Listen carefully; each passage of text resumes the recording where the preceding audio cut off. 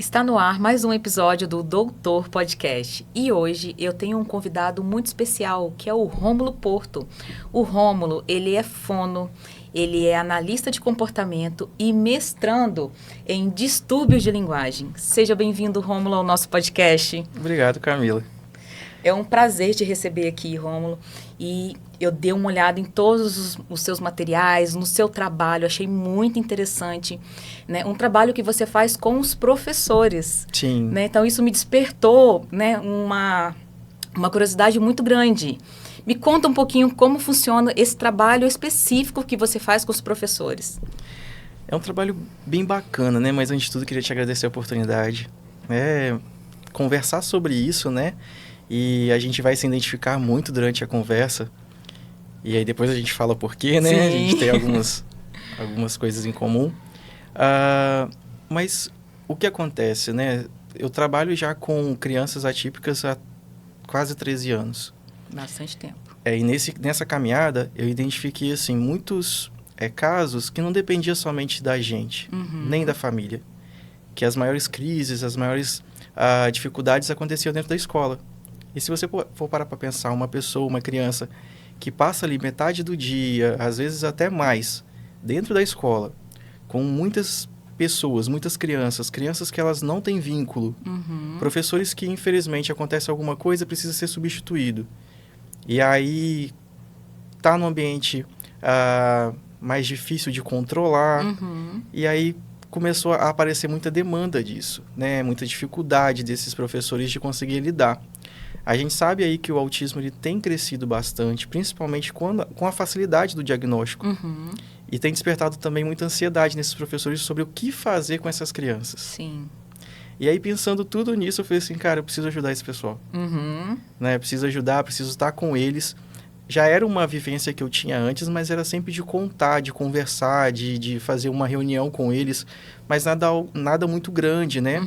Hoje a gente tem um grupo bem bacana, acho que já são grupo de pequenas intervenções já de quase 90 professores. Nossa, é bastante. E agora em agosto a gente começa um curso de formação continuada que vai até final de novembro, né? Encerrando com a grande festa que eu vou apresentar.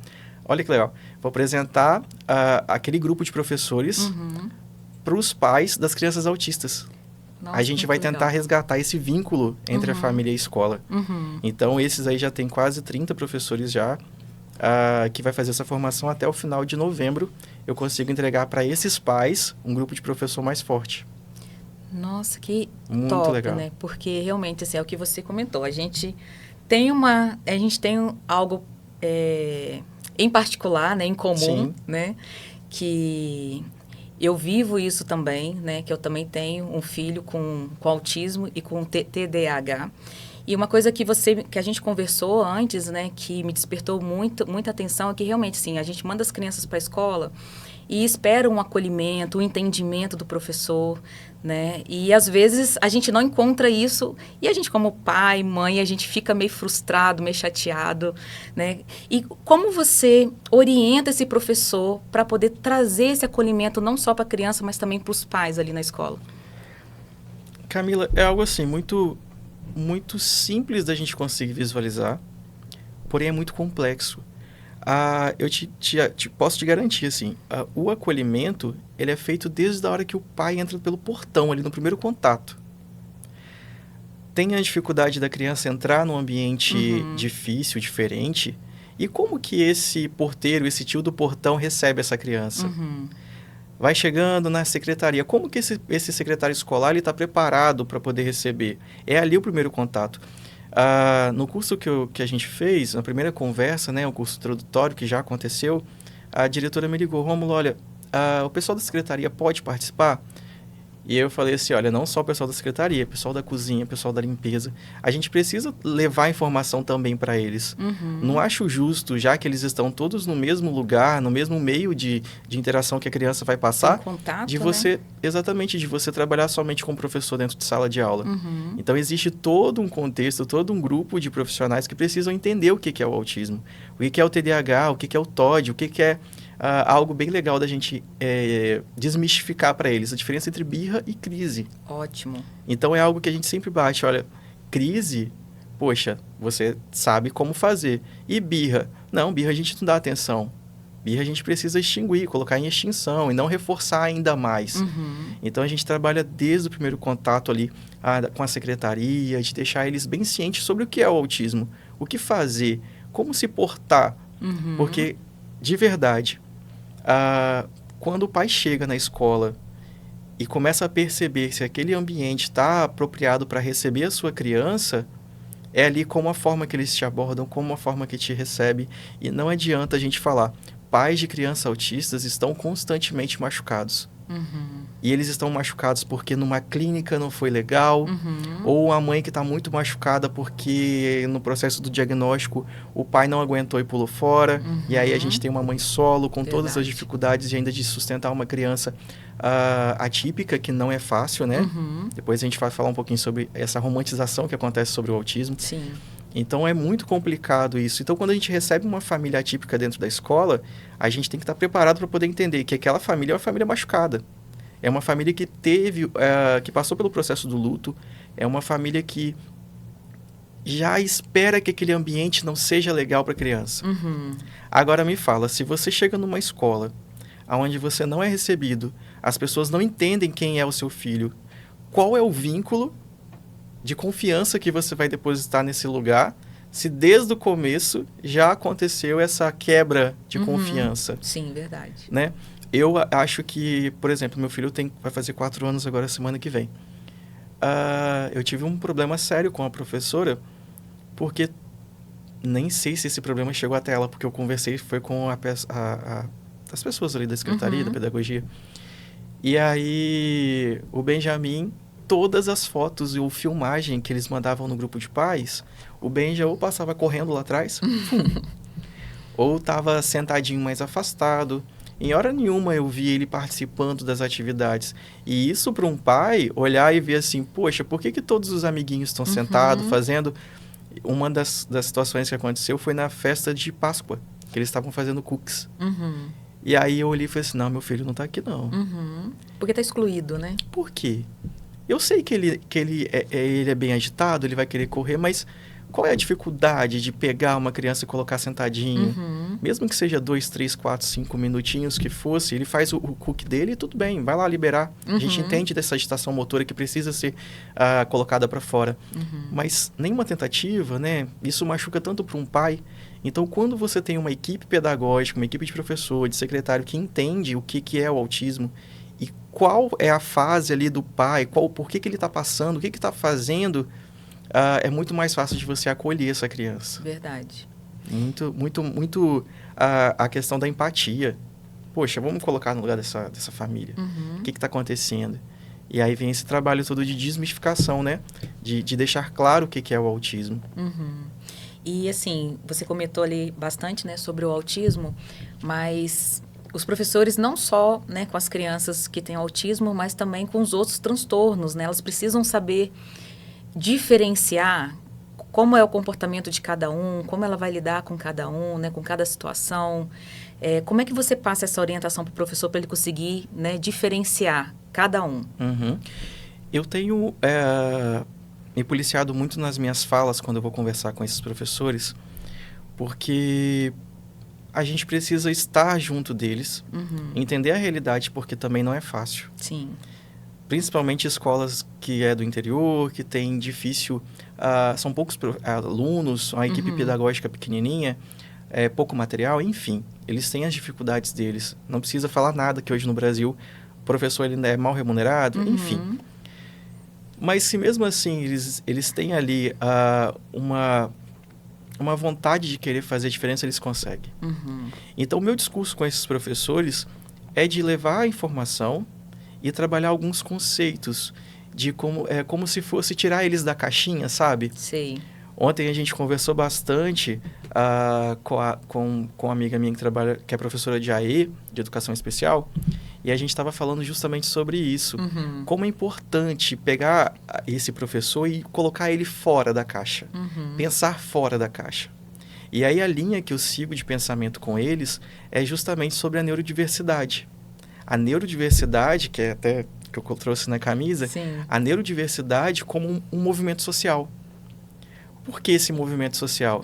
A neurodiversidade vai falar que todo mundo tem o direito de ser aquilo que é. Eu nunca vou conseguir pegar uma criança autista e trazer ela para parecer ou para se esforçar a ser uma criança típica, perdão. Porque não vai acontecer. Não vai acontecer. Então, a partir do momento que você entende que a neurodiversidade é um grupo de muitas pessoas e cada um tem a sua individualidade, cada um tem o seu desenvolvimento cognitivo diferente do outro, e aí você vê uma diversidade, é fantástico, porque te abre possibilidade de entender que cada um tem uma individualidade, cada um é um ser único, a gente não consegue comparar e igualar todos eles na mesma sala. Então, se dentro de uma sala você tem autista, TDAH, um TOD, uma dislexia, você tem pessoas diferentes, com necessidades diferentes, alcances diferentes. Então, se o professor tem na cabeça dele que existem crianças diferentes, a gente consegue trabalhar melhor. Porque o estudo dele, o pensamento dele vai pensar diferente. Sim. E é isso que a neurodiversidade fala. Aquela criança... quer ver um exemplo? Uma criança com TDAH. Se você chegar para uma criança com TDAH e falar assim, ô meu querido, se concentra. Difícil. Se concentra. É a mesma coisa de você pedir um cego para poder enxergar. Porque é dificílimo. A dificuldade do TDAH é de concentração. Sim. Como que você vai... É complicadíssimo. Por exemplo, uma criança autista. Eu vejo muitos profissionais trabalhando o contato visual. Ok, eu acredito que o contato visual deve ser trabalhado. Mas o contato visual forçado, a gente entende que o autismo ele tem dificuldade. O contato visual é algo que machuca. Por que a gente vai sempre insistir nesse contato visual, sendo que tem milhões de habilidades para ser trabalhadas? Perfeito. Então, um contato visual para uma criança autista, a concentração para uma criança com TDAH.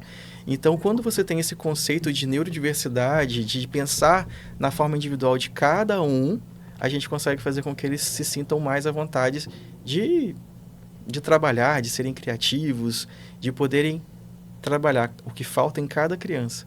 E isso é fantástico, quando eles começam a virar a chavinha e saem dessa caixa de ser rígido, que eu preciso atender, que eu preciso avaliar, que eu preciso de prova escrita. É libertador você trabalhar com isso. É verdade, porque é respeito, Sim. Né? E é empatia, né? Que, infelizmente, às vezes, num primeiro momento, por falta de informação, as pessoas não têm, né? Quer obrigar aquela situação, né? Impor aquilo para as crianças, né? E as crianças, a gente sabe que você tinha comentado comigo, que ela tem um período para ela poder desenvolver, né? Para ela poder entender, né? Conhecer, né? E esses professores que lidam com as crianças menorzinhas, crianças de creche, como eles vão... Porque as crianças pequenininhas, né? Às vezes não sabem nem falar ainda, não sabem como se comunicar, né? Como é que eles podem, né, trabalhar também, trazer esse acolhimento também para essas crianças menorzinhas? A gente tem né, os estudos, já as pesquisas, que nos falam sobre idades. Sim. As idades e as crianças que mais se desenvolvem. E aí a gente tem dentro de um gráfico, quando existe ali as trocas sinápticas, onde o cérebro está mais propenso a absorver novos conhecimentos, entre 3, 2 e pouquinho, até os 5, 6 anos. É onde aquele gráfico vai lá em cima de possibilidades. É onde é o período em que quanto mais você estimula a criança, mais ela consegue absorver. Passou os 5, 6 anos, a criança não vai aprender mais? Não, ela continua aprendendo. No entanto, vão existir ali episódios, podas neurais, que aquela área que não foi estimulada corretamente, que não foi estimulada com bastante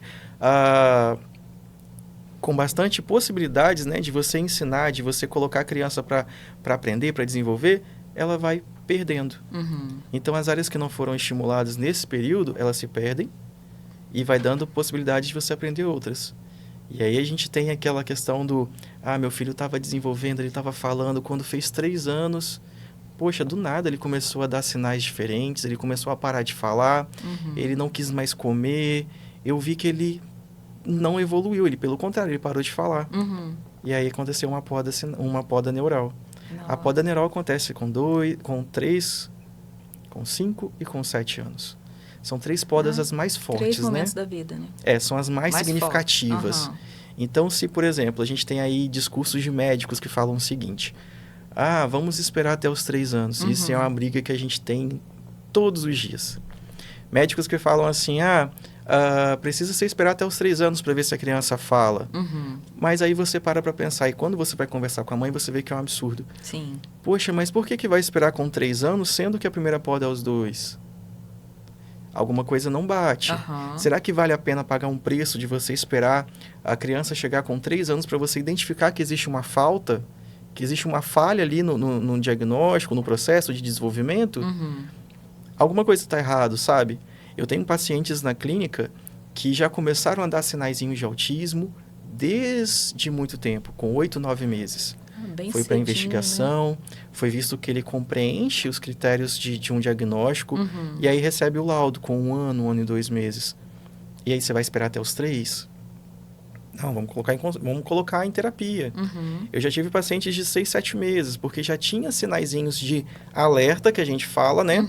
Não características, porque a característica vem depois do laudo. Mas sinais de alerta que pode ser que seja. O pode ser que seja é a gente correr contra o tempo. É de independente de laudo, que é um pedaço de papel, Sim. a gente já colocar em estimulação. Sim. E aí vem todo o trabalho da equipe multidisciplinar. De pegar essa criança e falar assim, olha, se lá na frente o médico falar que não é, todo o trabalho não vai ser jogado fora. A gente correu contra o tempo. Sim. E aí quando vem a poda neural, que é aquele momento que a gente espera que a criança regrida, pelo contrário, diminui pouco. Ele não vai ter tanto, não vai sentir tanto aquela quebra. E aí ele tem as habilidades ali preservadas, ou se diminui pouco, porque ele foi estimulado desde pequeno. Então, será mesmo que vale a pena a gente esperar até os 3 anos para ver se uma criança fala? Se a criança, ela, por exemplo, está andando na pontinha do pé, é um sinal de alerta. Mas será que vale investigar só depois dos 3? Pode não ser o autismo, pode ser alguma outra coisa, alguma questão de transtorno sensorial. Pode ser questões da fisioterapia, enfim, pode ser qualquer coisa. Outras coisas, mas vale a pena pagar para ver? É algo que eu sempre levo isso para os pais. Eu falo assim, olha, corre com a sua criança, não espera chegar, porque depois a gente não consegue voltar mais. Verdade. Então, quanto antes, né, iniciar, mas e quando chega nessa situação assim, Rômulo, né, os professores começam às vezes a identificar, né, alguns comportamentos. Lógico que aquele professor que também tá, né, tem mais conhecimento, está mais antenado, porque a gente sabe também que tem professores que não sabem quais são, né, os sinais também, né, que seria importante eles começarem, né, a aprofundar mais nisso para poder identificar. E aqueles que identificam, como ele faz para poder conversar com os pais? Que é uma situação delicada, né? Sim, bastante. Eu gosto de falar assim com os pais, olha, independente, com os professores, independente de você estar ali lidando, vendo o que está acontecendo ou não, tenha na cabeça que você está trabalhando com o amor da vida de alguém. E quando você lida e mexe com o amor da vida das pessoas... Verdade. Você precisa ter uma sensibilidade muito grande, senão você vai causar aí um desconforto muito grande. Sim. Quando você está dentro da sala de aula, é muito mais fácil você perceber que alguma coisa está errado do que em casa. Em casa, principalmente mães de primeira viagem que não teve experiência com outras crianças, é dificílimo perceber. Geralmente, o discurso vem da escola. Ou vem de uma tia, de uma avó que fala assim, eita, alguma coisa errada. Mas a mãe mesmo demora a perceber. E aí, quando você o professor pode, Camila, não identificar sinal nenhum. Mas ele tem ciência que dentro de um grupo de 20, 30 crianças, aquele ali está diferente em alguma coisa. Ela pode não saber o que é, mas aquele ali está diferente. Ou ele está brincando com todo mundo de costa, exemplo. Por exemplo, meu filho brinca com todo mundo. Você vai fazer uma externa, vai no parquinho, ele está brincando com todo mundo. Você olha para ele, ele está brincando ao lado de todo mundo. E não com todo mundo. Mas não é com eles. Não. Ele está ali brincando com o mesmo carrinho, no mesmo metro quadrado de costa. Ele está brincando sozinho, só perto de alguém. E aí, você consegue identificar esses sinaizinhos. Crianças que choram à toa ou que dão risadas do nada. Crianças que andam na pontinha do pé, e aí a gente vai ver outras questões também, né? Enfim, existem tantos sinais de alerta que o professor pode não saber o que é, mas ele sabe identificar que alguma coisa está diferente. Uhum. E aí o professor se vê numa enrascada. Por quê? Isso aí. Ele precisa conversar com a família. Uhum. Precisa passar pela secretaria, pela pedagogia, pelos pedagogos, diretores, enfim, cada escola tem um processo. Sim. Mas se ele identificou, o que ele vai escrever? Qual é a cartinha que ele vai fazer? Que ele vai mandar para chamar, né? Para chamar. Eu não posso chegar e falar assim, olha, eu estou desconfiado que seu filho é autista. O professor não dá laudo clínico, Sim. Eles dão laudo pedagógico. Uhum. E aí, quando a gente fala que ele pode ter um autismo ou um TDAH, ele é clínico, então isso foge da alçada do professor. Sim. Qual é o prejuízo que isso alcança? Já tive pais que o professor chamou para conversar e falou assim, olha, eu acho que seu filho é autista. Esse pai não voltou mais para a escola. Olha. Então a gente acha assim, poxa, esses pais estão preparados para ouvir? Uhum. Acho que nunca estão, né? Jamais estão, jamais. E desencadeia aquele processo de luto, a questão da dificuldade de aceitação. Uhum. Como o professor pode fazer de forma sábia? Antes de tudo, você identificou ali que tem a dificuldade maior, ele não está conseguindo aprender algumas coisas, ele tem dificuldade de socializar, ele não tem comido junto com os amiguinhos, ele não tem se socializado, ele não faz contato visual. Você já sabe que a criança tem as características. Uhum. Passou disso, não é mais legal falar. A gente sempre fala aquilo que a gente está vendo. Uhum. E o professor não pode mentir nada a respeito disso. Só que, quando você vai falar, sempre falar o que você viu, o que você percebeu. Jamais insinuando algo. Jamais. Você pode falar assim, olha, eu estou num grupo de 20 crianças e ele está um pouco diferente dos outros. Uhum. Eu estou percebendo isso, não somente na sala, mas no recreio, na fila quando chega, porque o professor ele tem que saber essa visão geral da criança na escola, não é somente ali naquele momentinho de sala de aula, porque às vezes na sala de aula nem aparece tanto a agitação lá de fora. Sim. Então, se o professor tem tudo isso guardadinho na cabeça dele, quem é a criança, o que ele sabe fazer, o que não sabe, a conversa flui melhor com os pais. E aí você solicita, olha, a gente queria dar uma investigada para a gente ter um desencargo de consciência, né, para a gente ter uma tranquilidade na hora de poder conversar com ele, de cobrar dele. Então, é legal ter. A família vai aceitar muito mais do que se ela chegar ali... Chegar e já taxar, né? Taxado. E aí fala assim, quem é essa mulher? O que ela acha que ela é para falar assim do meu filho? É verdade. Eu sou que se algum professor falar isso com o meu filho, eu vou falar desse jeito. Ué, quem é você? Porque o nosso instinto de pai, de mãe, é de ser furioso, protetor. Também, né? Quem é? Aí na nossa cabeça a gente jamais vai ser não consciente aceitar, nesses né? momentos. Jamais. Dificilmente uma mãe vai falar assim, é verdade, ele jamais. Né? É a gente, verdade, e outra coisa, Camila, você pode ter certeza que dentro do processo de investigação, a mãe ou o pai já percebeu lá atrás. Mas por questões de fuga, de não querer acreditar, de não querer aceitar, deixa passar. E aí quando o professor afirma, grossa, né? olha, está acontecendo isso, aquilo dói tanto. Dói mesmo. Mesmo. Como se você trouxesse assim, não tem mais como fugir. É verdade. E aí é um caos. Ô Rômulo, você acha que a disseminação da informação, né, sobre as crianças com transtorno está muito maior agora? Eu te pergunto isso, sabe por quê? Meu filho hoje tem 10 anos, né? Tem um outro de 14, uma outra de 19. E o meu de 10 anos tem o diagnóstico, mas ele só teve diagnóstico de autismo com 9 anos. Então, quando ele foi para a escola desde 1 ano e 8 meses, não falava, né? Não conversava, fazia tudo o que você relatou aí. Ele ainda enfileirava os brinquedinhos e ninguém podia brincar com aqueles brinquedinhos enfileirados, e se mexesse, também já ficava bravo, né? Porque tinha que ficar na ordem certinha. E naquela época, a professora chegava pra gente e falava assim, você precisa ver porque eu acho que seu filho tem autismo. Já falava. E a gente já levava aquele choque, né? Gente, mas será que é isso mesmo? Não, mas porque o meu outro de 14 anos hoje, né? Ele também teve dificuldade de falar, mas depois foi falar também com 3 anos. Mas depois, hoje, assim, não tem, né? O mesmo CID, né? Que o Arthur. E assim, será que hoje as pessoas têm mais clareza sobre isso, né, do que há 9 anos atrás, há 8 anos atrás, que foi, no caso, o meu caso, né, com esse professor que chegou com essa abordagem? Sim, a gente tem... O autismo sempre existiu. Uhum. O autismo, ele sempre existiu, sempre esteve aí. E aí a gente fica pensando, mas será que aonde eles estavam, Uhum. né? Sim. A gente tem aí relatos de pessoas que não entendiam o que era o autismo e não foram diagnosticados.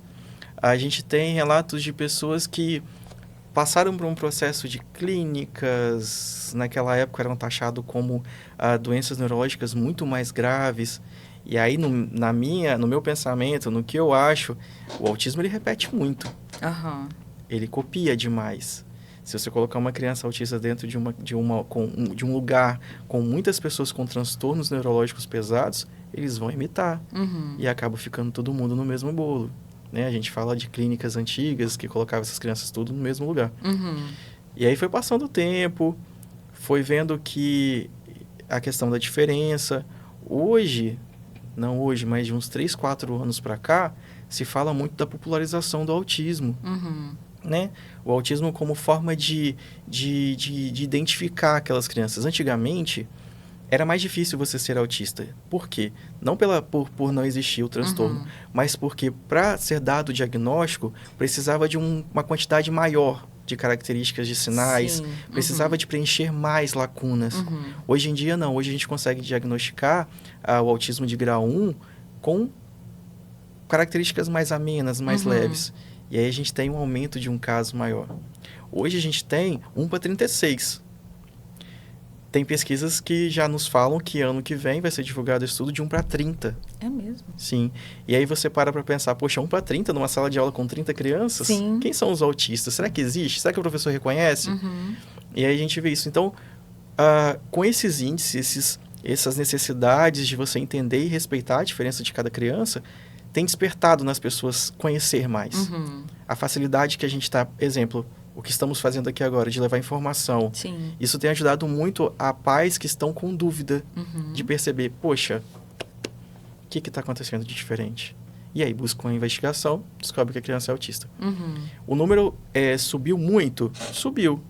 Mas eu acredito ainda que na facilidade do diagnóstico, eu acredito que existem ainda médicos que, independente se tem a certeza ou não, falam assim, vamos dar o laudo e vamos trabalhar em cima, né? Porque existem, a gente sabe que crianças, infelizmente, crianças ainda precisam do laudo para conseguir as coisas. Sim. Infelizmente. Sim, se não tiver, né? Se não tiver, é dificílimo você conseguir que essa criança seja aberta, seja recebida em todos os lugares. Infelizmente, ainda precisa do laudo. Sim. Então, com essa sensação de querer ajudar, os laudos vêm vindo com mais facilidade, com mais frequência.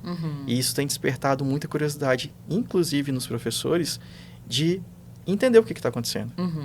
De saber. E quando eles começam a entender e vão vendo que a vida deles dentro de sala de aula é mais fácil, acaba que vai despertando mais ainda a vontade.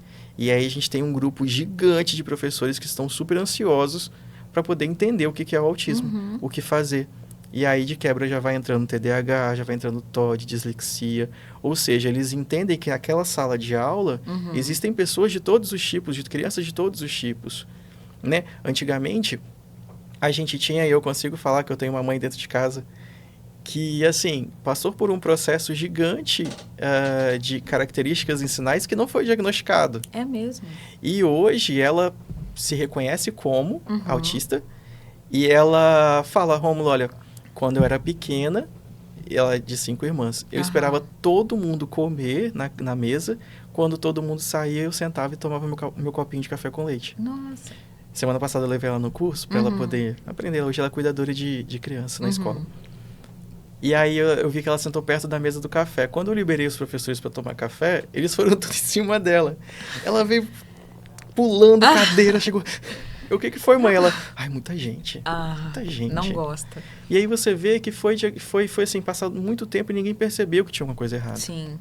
Camila, se você soubesse a quantidade de pessoas com TDAH e autismo que não são diagnosticadas, não foram diagnosticadas, hoje em dia com depressão e síndrome do pânico, é altíssimo. Eu imagino. É altíssimo. E aí, outra coisa, quando a gente está em terapia e você recebe aquela família e você começa a conversar e tem um diagnóstico da criança, ué, da onde veio esse diagnóstico? Uhum. E você vai ver da onde veio, quais as características que se parecem. A quantidade de pais que são diagnosticados pelo diagnóstico do filho também é É gigante. muito grande, É né? muito grande. É genético? Tem uma porcentagem muito alta. Uhum. Aí se fala de 86%, 88% genético. Então existem as chances de uma criança autista ter um pai ou uma mãe ou um tio que seja dentro do espectro Uhum. é muito grande. Então você vê que como a informação, ela é libertadora. Sim. A informação ela vai conquistando, ela vai ganhando espaço.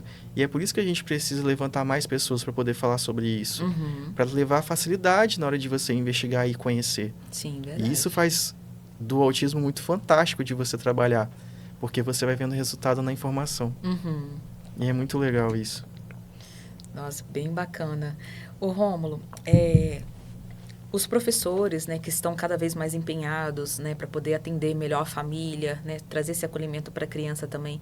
Você percebe que isso acontece mais nas escolas públicas ou nas escolas privadas? Então, Vamos à polêmica. vamos à polêmica. Eu trabalho muito mais com educação à escola pública, Uhum. né? Eu vejo uma vontade maior de querer fazer a diferença. Uhum. E eu te falo por quê. A escola pública ela tem um amparo menor. Ela tem uma facilidade, quer dizer, ela tem uma dificuldade maior Uhum. por estrutura, Sim, por olhar do poder público. sim. Então eu vejo eles um pouco mais sozinhos na caminhada do que um Uhum. professor de escola particular. Uhum. Então isso faz com que eles corram atrás do prejuízo mais fácil, mais Uhum. rápido. Eu vejo eles se esforçando, eu vejo eles... Eu sei de escola que trabalham, por exemplo, numa cidade que eu trabalhei, teve uma enchente, eles perderam tudo. Eles ficaram um ano inteiro trabalhando com um pedaço de papel que sobrou da enchente. Nossa. E isso, assim, tem que se reinventar, tem que ser criativo, Uhum. tem que né, fazer curso. Às vezes, por mais que a lei garante que o poder público precisa capacitar esses professores, Uhum. a gente sabe que é dificílimo isso acontecer. Eu bato palmo para o município que investe no professor, Uhum. principalmente na educação especial. Mas não é todo mundo que faz. Eu já tive, por exemplo, esse curso, eu já tive município que aceitou e, tipo, em 20, 30 minutos as vagas se esgotaram. Nossa. Como eu também tive curso, que eu fiquei com inscrição aberta 2 meses e tiveram 4 professores. E eu falo de um município de mais de 2.000 professores. Nossa. Muito. Então, você vê até que ponto vale isso. Uhum. Será que onde existe é no poder público, é no privado, Uhum. né? Então a lei fala sobre tudo. E ela não, quando ela fala sobre direitos da criança autista, ela não diferencia. Uhum. O direito é o mesmo. Eu já vi escola pública não negando matrícula, Uhum. mas dificultando, Sim, né, o processo de ingresso da criança. sim. Bem isso. Eu já vi também escola privada que, tudo bem, vamos receber, não sei o quê. Mas eu vou colocar um professor de apoio, mas você vai precisar pagar. Uhum. Então eu já vi esses dois extremos, né? Como que a escola pública não pode negar a matrícula? Mas, poxa, liga para a mãe pedindo para buscar mais cedo, porque a criança chorou. Aham. Impede a criança de trazer lanchinho de casa, Uhum. porque ela não come o lanchinho da sala. A gente sabe das questões de seletividade alimentar. Uhum. E aí vem a questão da escola particular, que faz tudo bonitinho. Chega na hora, vem a conta para pagar de um professor de apoio, de um material diferente, do lanchinho. E a lei fala que as crianças elas são resguardadas e todos os direitos precisam ser cumpridos sem ônus nenhum para a família. Então existem esses dois grupos, Uhum. que apesar de ser a mesma lei, eles agem de forma diferente. Quem dera se todo mundo pensasse igual, né? É difícil, né? A gente fala muito de exclusão, né? De não negar a matrícula. Mas, poxa, vamos pensar assim, bem como pais atípicos. Não negou a matrícula do meu filho, Uhum. mas me tratou com tanta indiferença, não sabe nem o que meu filho é, Uhum. não sabe nem as limitações dele. Será que eu vou confiar nessa escola? Também é uma forma de exclusão. Sim. Não somente negar a matrícula, vamos lá. Mas a escola está preparada? Também é uma forma de exclusão. Uhum. Esse menino vai estar onde? Como que eu vou confiar o meu filho ali naquele lugar, sendo que eles não estão preparados? também é uma forma de exclusão. Né? A gente acha que é só negar a matrícula, mas não. Existe todo um contexto, todo um ambiente que precisa receber essas crianças. E aí a gente fala da inclusão de verdade. Não é aquela que a gente faz fotinha, desfila no 7 de setembro, coloca... Nada disso. A inclusão que é feita todos os dias. Na forma de abraçar, na forma de entender que a criança precisa ter o lanchinho dela, porque ela não come qualquer comida. Sim. Te contar uma coisa bem que mexe muito comigo. Eu tenho uma de 3 aninhos. Gordinha. Porque o remédio aumenta, né? Sim. E eu tive um problema seríssimo. Porque a mãe chegou chorando lá na clínica. Porque ela descobriu que a menina não estava comendo. E justificava o nervosismo dela. Começou as aulas, aumentou o nervosismo e ficou bem agressiva.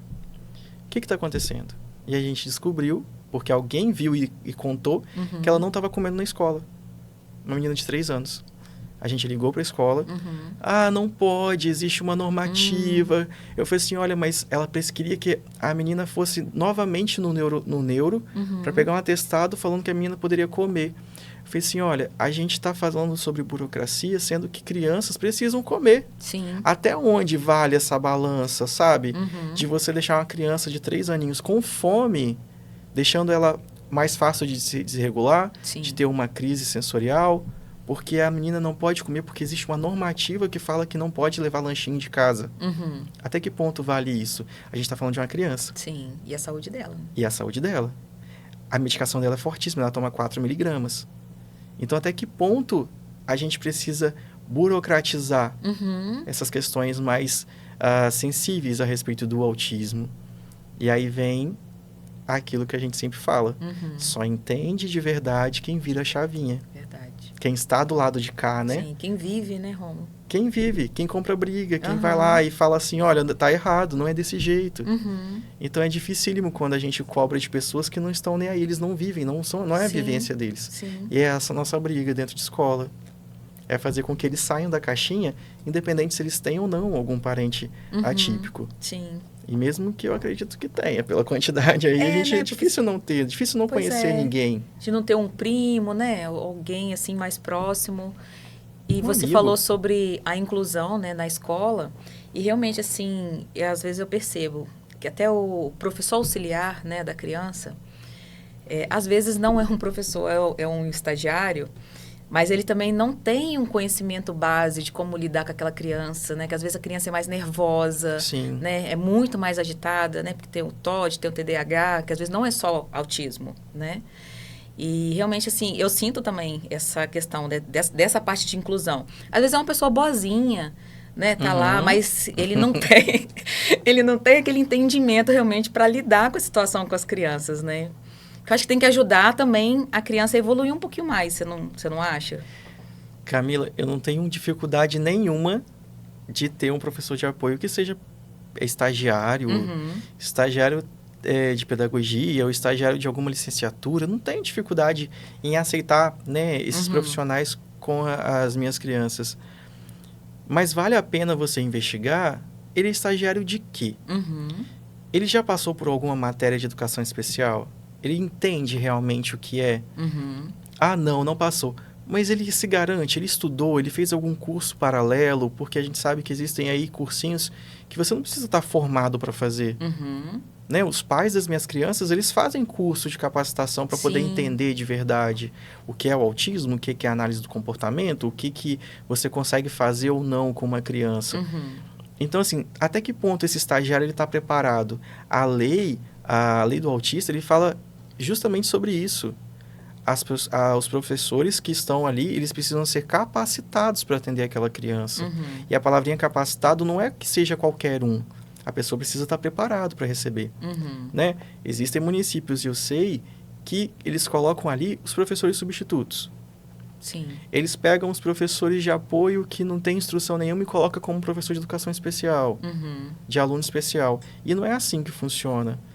O aluno especial, ele não tem que ter uma pessoa qualquer que eu falo pelos ensinamentos, né? Sim. A pessoa, ela pode ser super carinhosa, super fofinha com a criança, mas, poxa, se ela não souber nem o que a criança o que falta conseguir identificar.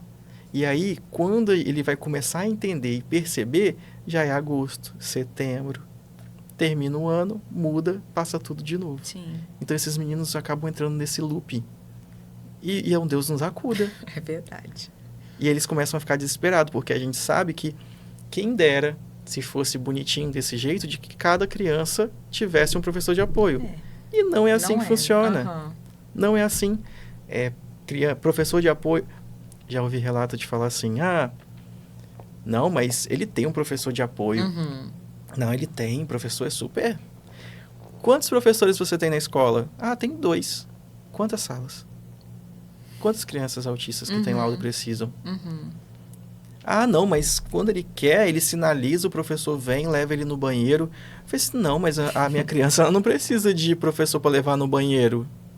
Ele consegue fazer sozinho. Uhum. Não existe isso. Não, mas quando ele tá lanchando, ele vai lá e fica do lado. Não, não é assim que funciona. Uhum. Eu preciso de um professor de apoio que olha ali o quadro e fala assim, poxa, olha, hoje a gente vai ensinar sobre conceitos matemáticos. Então, eu preciso ensinar para minha criança ele entender que eu tenho dois copos e se eu juntar esse com esse, 1 e 1, eu tenho 2. Uhum. Se a criança aprendeu isso, o professor de apoio está fantástico. Porque ele pegou o conceito que está passando no quadro e adaptou para a criança aprender com todas as dificuldades que ele tem. Isso é o papel do professor de apoio. Uhum. Não é ali colocar uma folha de papel para a criança pintar. Não é ficar de olho para ver se ele não machuca. Sim. O professor de apoio ele tem papel fundamental. Ele precisa pegar todo o conteúdo que o professor principal, o professor regente está passando e ensinar para a criança. Uhum. Ela precisa ser entendida, ela precisa ser avaliada dentro das possibilidades dela. Uma das coisas que foi falado ontem na live foi justamente sobre isso. O professor precisa se libertar de tentar sempre avaliar as crianças da mesma forma. Uhum. É impossível você avaliar... Como, Camila, que eu vou avaliar uma criança com TDAH com um enunciado desse tamanho?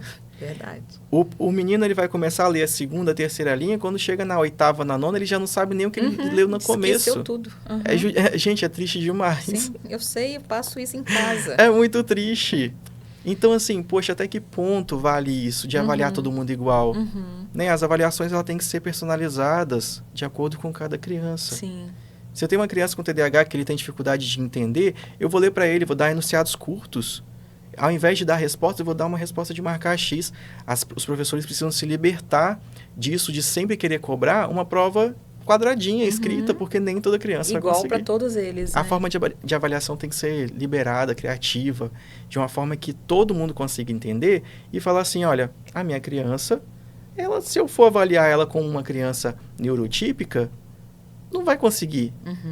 Mas se eu estou trabalhando esse conceito com ela e eu perguntei e ela me respondeu certo, para mim ele está perfeito, ele pegou o conteúdo. E esse é o papel principal do professor de apoio. Não é levar no banheiro, não é abrir potezinho de biscoito para ele comer. Então, se as pessoas entendessem, é isso que a gente fala sobre a neurodiversidade, quem é aquela criança, como que ela vai ser avaliada daquela forma, de uma forma criativa, que ela consiga se desenvolver bem, poxa, trabalhando a estima da criança. Sabe? Por exemplo, Camila tem TDAH altíssimo, não consegue fazer uma prova. Mas se eu perguntar a Camila, tô lendo aqui, a pergunta quer saber de você, o que você acha do Nordeste? Então faz o seguinte, Camila, me responde o que você sabe sobre o Nordeste. Camila me falou 5 minutos de informação. Eu tenho que ter ali, dentro de uma pergunta fechadinha, que a Camila precisa tudo escrever, anotado, tudo né? anotado. Poxa, ela me falou. Eu sei que ela sabe. Olha que forma legal de avaliar. Sim. E a criança foi e pontuou da mesma forma e tá tudo bem. Parabéns para esse professor que teve sensibilidade. E é isso que eu tento levar para eles pensarem fora da caixinha, porque pra mostrar, né? não dá para você avaliar uma criança, não dá para você tratar uma criança igual dentro de sala. Esse conceito já passou. Então, você acha realmente que o ensino precisa mudar, né? Não só do ensino infantil, porque eu percebo muito, assim, às vezes a gente ainda tem um ensino infantil muito travado, né? E a gente tem crianças de todos os jeitos, né? E eu vejo isso muito hoje, por exemplo, nas faculdades, né? Até vivencio isso na faculdade, e às vezes eu acho um absurdo. Eu comento isso com as minhas amigas, que eu acho que um professor está ali para ensinar, não para fazer uma pressão psicológica, né, sobre o que você está aprendendo na hora da prova, ser rude, falar que se ninguém responder, né, às vezes é uma prova discursiva, né, que vai, enfim, fazer N com a turma, né? Então, eu acho que isso vem desde o ensino infantil, né, de melhorar a forma como vai ensinar para as crianças, né? Entender cada situação. Sim. A escola ela já está mudando, né? A escola hoje é uma escola muito mais receptiva, mais aberta. É uma escola que compra muito essas ideias de renovação, principalmente com a educação especial, que é algo que está aí na cara de todo mundo, está crescendo, então eles precisam se adequar. Quando a gente fala nas questões de avaliação, existe sim uma cultura de ser feita desse jeito quadradinho, Sim. de ser feita uma prova para todo mundo. Mas até que ponto é feito? Igual eu falei, e eu sempre falo isso, não adianta colocar todo mundo no mesmo lugar. É diferente, é injusto. Como que você vai tratar uma criança autista, TDAH, dislexia, do mesmo jeito que você trata uma criança neurotípica? Não tem como. É muito injusto de verdade você cobrar a mesma coisa em situações totalmente diferentes.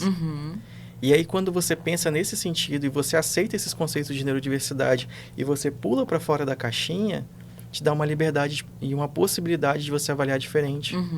Então, depende muito de como essa escola age. Sim. Eu sei que escolas que têm diretores que já estão ali há muito tempo, que são professores mais rígidos, que são aqueles professores que insistem em falar assim, não, eu eduquei a minha vida toda essas crianças, eles aprenderam, eu tenho aí advogado, médico, não funciona.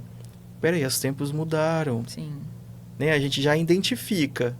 Antigamente, não se sabia que existia tanta criança assim ali dentro, mas hoje a gente já sabe. Que ali a gente tem 2 TDAHs, tem um TEA, tem um ali com suspeita de TOD. Então, peraí, a gente já sabe. Até que ponto, então, a gente vai continuar olhando desse jeito? Falando assim, olha, eu preciso de verdade manter, eu preciso ser firme. Até que ponto isso vale a pena? Sabe? Até que ponto está sendo legal para essas crianças? Quando a gente fala sobre isso, sobre a questão de avaliação, a gente mexe num ponto muito grande, que é a estima dessas crianças. Essas crianças já são rotuladas por outros amiguinhos. Sim. Elas já vêm com independente de diagnóstico, elas são diferentes. E as crianças, pode acreditar, elas são pesadinhas nesse sentido. Elas fazem bullying mesmo, ainda mais os pequenininhos. Eles vão rir, eles vão apontar, né? Implica. Então, eles já vêm assim, com esse sentimento. E aí eu falo, ontem foi o Dia Mundial de Conscientização do TDAH. Sim. Por isso que eu tô com o TDAH muito fresco na minha cabeça. Então a gente tem ali uma criança que durante toda a vida foi falar assim, nota baixa, não consegui. Poxa, de novo, nota baixa. E aí vai comparar com o amiguinho, nota baixa de novo. Então ele já sente que ele é um aluno pesado. Você vai continuar mantendo essa autoestima baixa deles até quando? Sendo que você pode mudar a sua forma de avaliação e trabalhar também essa estima. Poxa, que bom. Facilita para você a prova, sabe? Deixar questões ali mais claras, mais óbvias. A gente sempre precisa fazer isso, de ser um lado positivo. De despertar coisas boas nessas crianças e não julgá-las ainda mais. Ô Rômulo, você comentou até uma coisa também, saindo um pouquinho desse foco da escola, sobre o luto dos pais. Me explica isso, porque isso me chamou muita atenção. É um assunto assim, né? Eu já me vi nesse processo. E é dificílima a questão do luto. O luto quando você perde alguma coisa. O luto quando você quer um vestido novo, imagina. Você quer um vestido novo. Tá ali apaixonado. Juntou dinheiro 2 meses. Foi lá e comprou o vestido. E aí você chegou em casa, derrubou um suco, um vinho e estragou o vestido. Esse luto é a mesma coisa. É o mesmo luto. Claro que são situações completamente diferentes. Mas esse sentimento de você perder algo que você ama, é isso que acontece. O luto da morte, quando você perde um ente querido, o luto de você descobrir que seu filho, ele não é aquela criança que você idealizou. Exemplo, quando eu descobri que o Benjamin ia nascer, ele estava com já 1 mês e pouco já gerado. E aí eu descobri, eu falei assim, eu olhei no meu banco, no aplicativo do banco, eu olhei já no final do mês, raspei tudo, fui lá na loja, comprei um monte de roupa, comprei um chapéu. Camila, eu comprei um chapéu de cachorro pra ele, que as orelhas do cachorro vinham assim, ó, horrível, de veludo, aquela coisa bem... Enfim, o menino nunca usou. Mas ali, naquele momento que eu soube, eu já tinha idealizado até o que ele ia fazer de faculdade. É um processo natural. Ele, né? É um processo natural disso acontecer. A gente cria, poxa, meu filho, quando eu tiver 2 anos de idade, eu vou levar ele no Beto Carreiro, a gente vai brincar. Sim. Você idealiza, você cria uma história. Você cria verdades que só funcionam na sua cabeça. Verdade. A partir do momento que você tem um diagnóstico de uma criança, é como se esse filho que você idealizou, que só existia na sua cabeça, ele morre. E o luto é dolorido igual. Você perde algo que você amava. Eu tenho mães que hoje elas falam com tranquilidade. Que lá na maternidade ainda, todas as vezes que a enfermeira abria a torneira, o menino chorava. Olha. E ela começou a pensar, fez, não, tem alguma coisa diferente. Quando a lixeira abria, ele chorava. Então já tinha alguma coisa ali. Eu tenho relatos de mães que falam assim, poxa, o luto, ele começou no momento que eu vi ele andando na pontinha do pé. Eu não sabia o que era, mas ali já me deu um frio tão grande na barriga que eu comecei a sentir uma dor muito grande. Às vezes o luto começa sem você nem sentir. Ele precisa de um estalozinho para iniciar. Mas eu não senti o luto, foi super tranquilo. Mentira. O luto ele pode durar ali minutos, como ele pode virar anos, a vida toda, nunca passar. O luto ele tem isso. Você precisa vivenciar. E o luto ele tem todas as fases desenhadinhas já. Basta a gente identificar qual luto que a família tá. Primeiro ele começa na fase de negação. Não, é mentira. A criança tá andando na ponta do pé. Não, o chão tá frio. Coloca uma meia. Vai colocar uma sandália, menino? Aí daqui a pouco ele começa a enfileirar objetos. Você vai lá e bagunça tudo. Não, pelo amor de Deus. Seletividade alimentar, ele começa a rodar, aí você entende que ele quer brincar, você vai negar de todas as formas possíveis. A partir do momento que você negou, você começa, não, tem alguma coisa errada. E aí você começa a entrar naquela fase de raiva, mas por quê? O que está acontecendo? E aí você fala, não, a culpa é minha, a culpa é do meu marido, que ele tem um tio que mora lá do outro lado do país, um tio de criação que também tem uma dificuldade, e aí você começa a achar culpados, e a gente tem a fase da raiva, da ira, de falar assim, não aceito, não quero, e aí elas se misturam nessa fase, daqui a pouco vem a fase da barganha, que é a troca, é a busca do milagre, a fase de você falar assim, não, vou lá, eu vou começar a orar, eu vou pedir a Deus um milagre para curar meu filho, achando que o autismo é uma doença, coisa que a gente sabe que não é. E você entra nessa fase de querer buscar intervenções com médicos fantásticos, com fono, psicólogo. Tem pessoas que saem de lugares, vendem tudo e vão para um lugar que tenha mais facilidade de diagnóstico, justamente para poder correr contra o tempo e ajudar, achando que vai mudar. E nessas fases aí de negação, de ir, é a hora que os pais vão embora. Eles não aguentam a pressão. E ficam muitas mães solo passando pelo processo de luto. Sozinhas. E a partir do momento que elas começam a entender e a aceitar essa criança do jeitinho que ela entende que aquela criança que foi idealizada, ela não existe. E começa a entender sobre o filho real, aquele filho que é de verdade seu. Eu te garanto, assim, o vínculo formado entre eles é muito maior do que aquele filho imaginário. Sim, com certeza. E aí, quando você aceita e fala assim, não, esse aqui é meu filho. E aí você abraça, é um choro, mãe chora, pai chora. E aí fala assim, eu já fiz algumas postagens sobre isso, e eu sempre vejo lá a mãe falando assim, não tive luto, não. É impossível. Né? É impossível porque ninguém sonha em ter um filho autista. Ninguém sonha em ter um filho TDAH. Eu vi uma postagem que chamou muita atenção, foi de uma mãe falando assim, eu odeio o autismo. Uhum. E aí você vai ler essa postagem e você fala assim, essa postagem não é sobre a criança, é sobre o autismo. Uhum. A gente precisa desmistificar isso, a gente precisa parar de romantizar o autismo. Sim. O autismo, ele é pesadíssimo. Ele pega uma criança, ele tira as habilidades, ele pega ali na questão social, ele pega... A gente ama criança. Isso aí é sem dúvida. Sim. A gente tem aquilo que eu falei, o amor da nossa vida. Uhum. Mas o autismo é algo que limita, é algo que diminui as capacidades, é algo que vem para poder pesar nesse convívio, nessa familiaridade. Eu tenho crianças que não conseguem tocar. Uhum. E aí, mas não consegue tocar? Sim. Tá com 3 anos que a mãe não consegue abraçar o menino. Uhum. Então você vê como são questões assim bem difíceis Sim. de você entender. Então esse processo de luto é sério, é bem pesado. E quando a mãe chega na escola, a escola tem por obrigação perceber ou perguntar ou conversar. E aí, como tá você? Uhum. Como você tá? Em que fase do processo você tá? A criança tá tudo bem? E você, como que você tá? Uhum. Eu acho que ainda não. Então vem cá, vamos conversar um pouquinho. Falta isso. Uhum. Falta mesmo. Você Falta. já viu alguma mãe relatando isso para você? Hoje mesmo. É. Hoje eu tive com a mãe lá que ela falou assim o seguinte, ela chorou bastante. Ela falou assim, Rômulo, eu tô cansada de ter que explicar todos os dias que meu filho é autista. Porque o menino é autista grau 1. Então eu tô cansada. Nem os profissionais acreditam que ele é autista. Só que quando ele vem da crise, é de noite quando ele tá em casa. Que só tá eu e ele. Só ela. Uhum. Durante o dia, ele vai lá, conversa.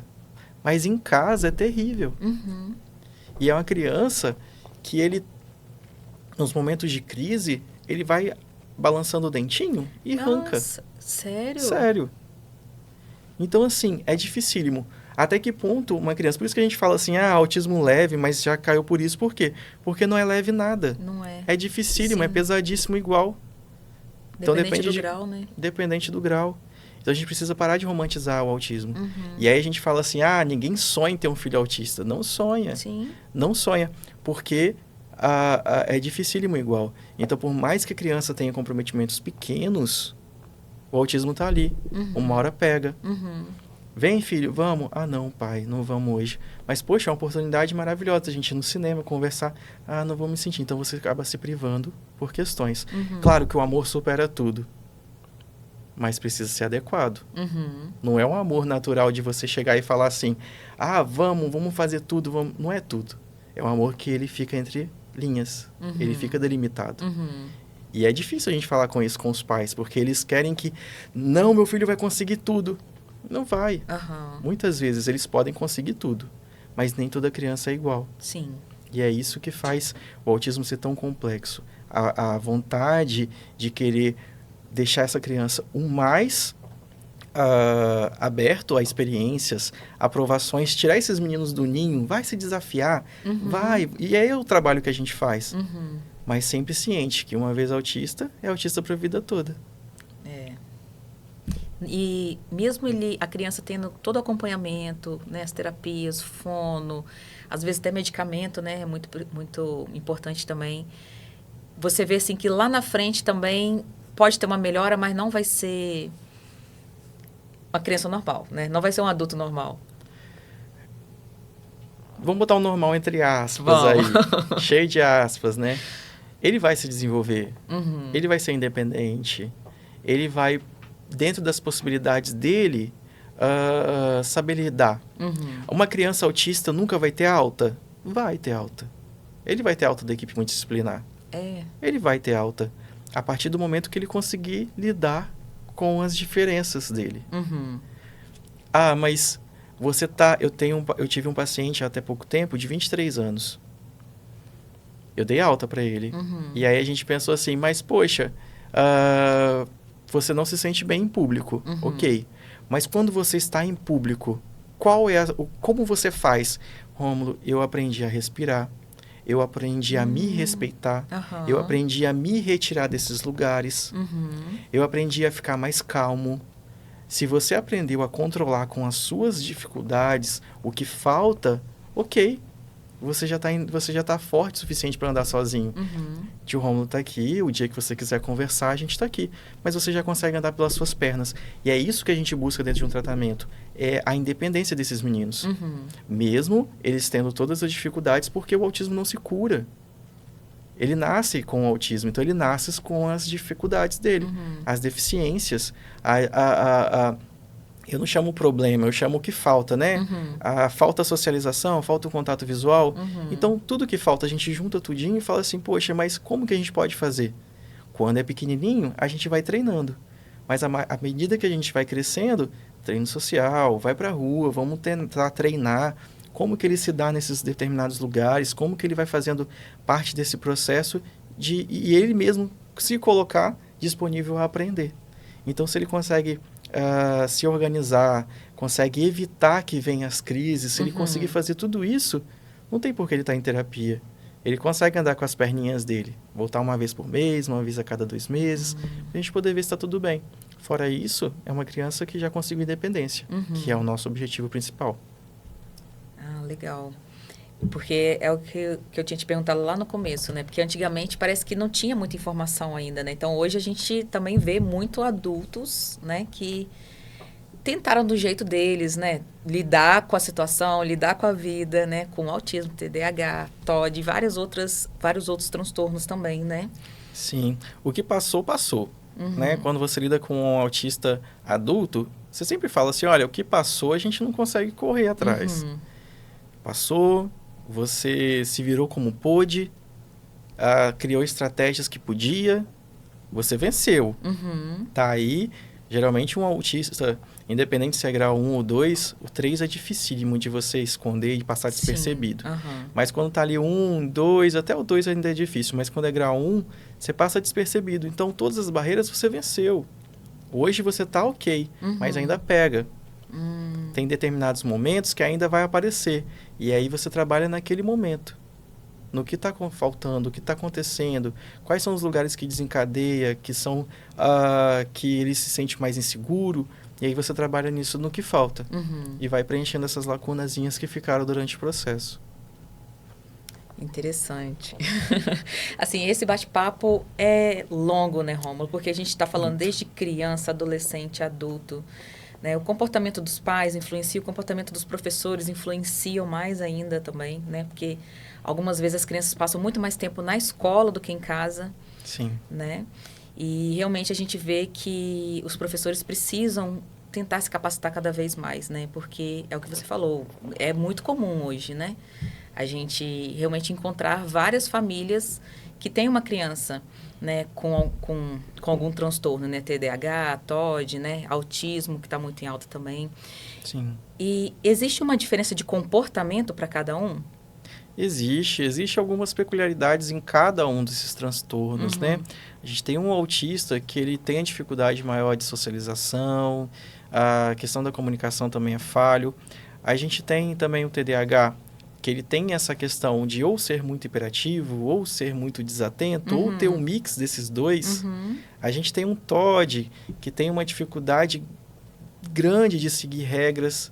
A oposição dele é enorme, principalmente por pessoas que têm autoridade. E aí eu te pergunto, numa escola, quem é a figura de autoridade? É o professor, né? É o professor. Então, a briga dessa criança com essa figura de autoridade é enorme. Então, tem o TOD também, que é muito explosivo, que ele vai se opor, ele não vai seguir regras. E tem esse conflito grande com essas pessoas de autoridade. Então, cada criança tem uma particularidade. Dificilmente uma criança tem somente né? Alguma característica ali. Ou é somente autista.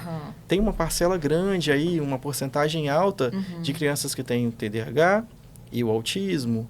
Ou tem o autismo principal. Eu tenho, por exemplo, 2 crianças que têm os 3. TOD, TEA e TDAH. Os 3? Os 3. E não é difícil de você encontrar. Mas você vê... consegue identificar nele, assim, hoje o TDAH me chama mais atenção, ele está com agitação motora muito alta, ele está muito agitado, ele tá com muita dificuldade.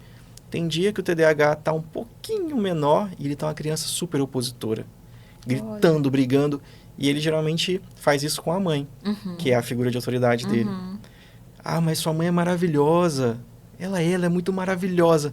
Na hora que ela vê a mãe, dá o conflito ali, ele começa a se opor. Explode, né? Sim. Então ele fica passeando dentre esses três transtornos. E é assim, difícil demais. Demais, demais. E aí precisa toda de uma equipe para poder dar suporte, não somente a criança, mas a família também. Sim.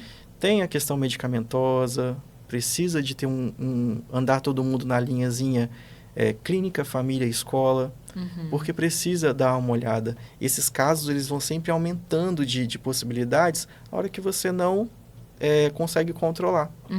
Então, as chances de uma criança com TOD, por exemplo, gerar um desvio de conduta mais para frente é muito alta se ele não é trabalhado desde o começo.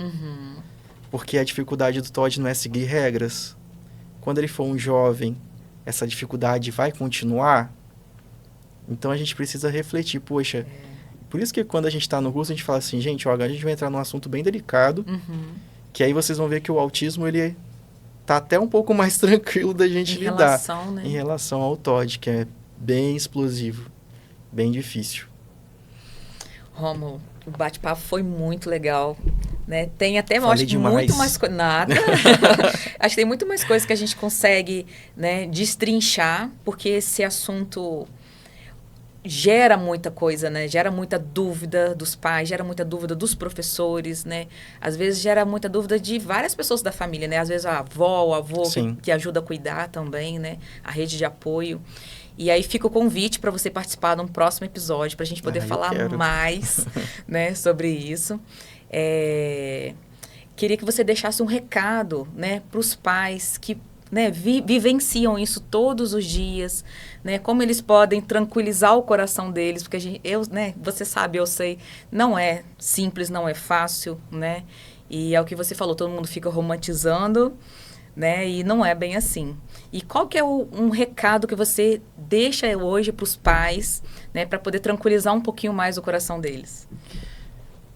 Antes de tudo, não é um diagnóstico que vai mudar quem é a sua criança, né?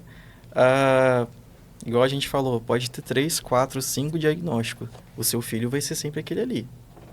Não é um diagnóstico que muda a criança. Às vezes a gente tem medo de achar assim, meu filho ganhou um diagnóstico, não sei o quê. Mãe, você vai levar para, infelizmente ou felizmente, você vai levar para casa a mesma criança, tá? E aí não vai mudar, é só um pedaço de papel que vai te ajudar a saber o que fazer. Isso é muito fantástico da gente falar com eles. E aí o que eu tenho para dizer assim é realmente busque uma rede de apoio. Busque. Por quê? É dificílimo. O processo do luto, ele é muito fácil na hora de você falar, de explicar, da gente conseguir visualizar as fases, porque quando a gente fala das fases do luto, a gente tem em mente realmente, verdade, eu conheço alguém que está nessa fase aqui. E elas se misturam entre elas, Camila. A gente trabalha com a mãe, levando ela até a fase de aceitação. Chega quase na fase de aceitação, sai uma notícia na mídia, existe uma medicação que cura o autismo, que não sei o quê. Essa mulher, ela pula numa velocidade lá para negativa de novo, que a gente precisa trabalhar tudo de novo. Nossa. Porque a necessidade de ter um filho que ela sente saudade, que é aquele ideal, não um filho real. Então, assim, busque uma rede de apoio. Ninguém consegue sozinho. Às vezes a rede de apoio não é a que está dentro de casa. Às vezes o pai sai, a mãe e os avós da criança, né, não tem tempo, não consegue vestir a sua camisa. Busque. A gente precisa viver em grupos. A gente precisa ter um amparo, seja em igreja, grupo de amigos, psicólogo, mas precisa, porque a gente não consegue segurar sozinho. Verdade. E você só vai conseguir ajudar a sua criança se você estiver bem. A criança, ela copia seus comportamentos. Se você é explosiva, se você é muito eufórica, a criança copia. Ela aprende por imitação. Verdade. Então, tente levar com tranquilidade. Não é fácil. Não é algo que... mas eu vou ter que ficar o dia inteiro dentro de casa com o menino, não sei o quê. Não. mas saiba como sair, deixando ele sempre seguro de tudo. Esses meninos já têm por si um estigma que vão acompanhar eles, porque as pessoas não estão preparadas para receber essas crianças. Então, o que menos ele precisa é de um olhar diferente seu. Aceite-o, trabalhe essa aceitação em você. Porque aí sim, eu costumo falar que quanto mais empoderados os pais forem, mais forte o abraço que você dá no seu filho. Que você acalenta, que você recebe, que você coloca no ninho. É importante isso a gente colocar no ninho, mas é mais importante você saber a hora de retirar. E deixar assim, filho, ó, a mamãe veio até aqui com você, agora é você. Já te ensinei tudo o que você precisa, agora você, ó, vai, né? Vai explorar, vai aprender. A gente aprende imitando, copiando experiências. A gente precisa colocar essas crianças, não subestimá-las. E é isso, busca uma rede de apoio e seja felizes, aproveita seu filho do jeito que ele é, aproveita do jeito que ele consegue ser, né? Sempre aprendendo. Lute, é igual leão, e tá certo, e tá tudo bem. Não deixa ninguém apontar, colocar dedo, e é isso. Né? Eu queria agradecer demais essa experiência de estar com você, de conhecer você, sua família. É algo assim que mexe muito quando a gente trabalha com essas crianças, porque a gente tem um olhar diferenciado não somente para eles, né? A gente se coloca no lugar da família também. E é isso que faz toda a diferença no nosso trabalho. Perfeito, Rômulo. Olha, esse bate-papo foi fantástico. Eu que agradeço. Né? Foi um prazer enorme te receber aqui. E, gente, a gente vai ter uma caixinha de pergunta aqui abaixo nos comentários. Vocês podem deixar todas as dúvidas de vocês, porque é um assunto, né, que a gente consegue falar muito. Então, conte pra gente também a experiência de vocês, né, em relação a isso também, porque é muito legal a gente trocar nessas experiências, né, trocar uma ideia. E a gente vai deixar também a rede social do Rômulo para vocês visitarem e acompanharem. O conteúdo dele é muito legal. Chama muita atenção. Chama. Né? E os melhores momentos vão estar compartilhados no nosso perfil do Instagram e também no perfil do Rômulo. Tá bom, gente? Até o próximo episódio.